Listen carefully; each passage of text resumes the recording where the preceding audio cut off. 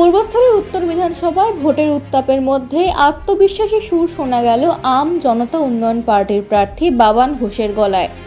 শনিবার মিসবাপুর ঈদগাহ ময়দানে তাকে ঘিরে বিশেষ সংবর্ধনার আয়োজন করে 10টি গ্রাম পঞ্চায়েতের দলীয় প্রতিনিধিরা। ঈদের নামাজের পর লক্ষ্মীপুর ঈদগাহ ময়দানের পাশে এই সংবর্ধনা অনুষ্ঠানে উপস্থিত ছিলেন বহু সাধারণ মানুষ ও দলীয় কর্মী সমর্থকেরা। অনুষ্ঠান শেষে মিষ্টিমুখের ব্যবস্থা করা হয়।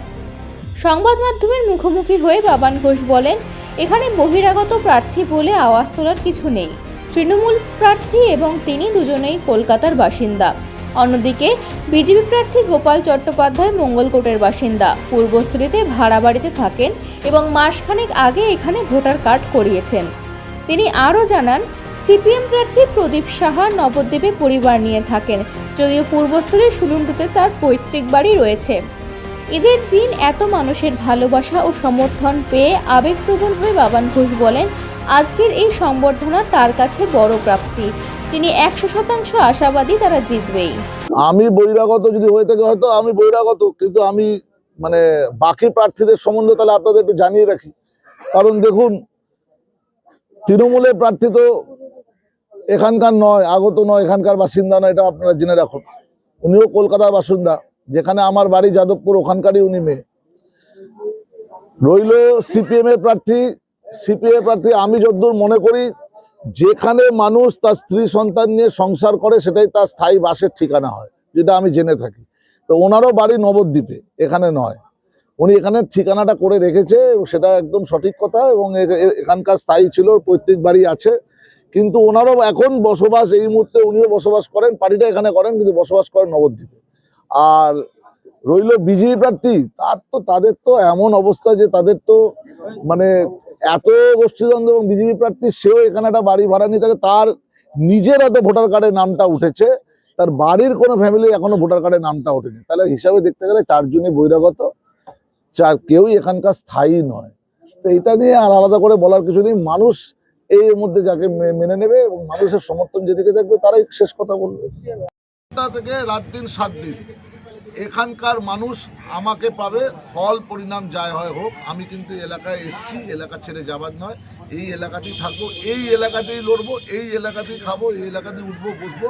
এবং আগামী দিন ঈদ হোক কি দুর্গা পুজো হোক কি সরস্বতী পুজো হোক কি ভ্যালেন্টাইন্স ডে হোক, সব এই এলাকাতেই পাবো। ভোট প্রচারে এখানে কাকে আনবেন? এরপরে ভোট প্রচারে দেখুন, আমাদের তো মুখ এবং আমাদের প্রাণপুরুষ মাননীয় জনাব হুমায়ুন কবির সাহেব, তিনি তো আসছেনই, এবং আমাদের সঙ্গে যাদের জোটবন্ধন হচ্ছে, যেরকম আমাদের AIMIM এর সঙ্গে জোটবন্ধন হচ্ছে, এবং উনি শীঘ্রই ওবেসি সাহেব কলকাতা আসছেন, এবং আনুষ্ঠানিকভাবে ওনারা সব বলবেন। এবং তারপরে আমি আশাবাদী যে ওনাকেও একবার আমাদের এখানে প্রচারে নিয়ে আসা হবে।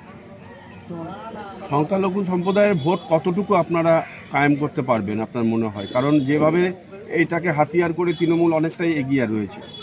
দেখুন, সনাতনী প্রেমী মানুষরা এবং এই এলাকার হিন্দু ভাই বোনেরা প্রচুর সংখ্যায় আমাকে ফোন করছে যে এই প্রার্থীকে আমার পছন্দ নয়, দাদা আমরা আপনার সঙ্গে পথ চলতে চাই। আমি তাদেরকে আশ্বস্ত করেছি, আর শুধু আমাকে বলে নয়, আপনারা একটা যদি সত্যিকারে বাংলার নতুন একটা আঙ্গিক সৃষ্টি করতে চান, বাংলায় নতুন একটা সমাজ, সুরক্ষিত সমাজ প্রদান করতে চান, এই অত্যাচার, এই দুরভিসন্ধি।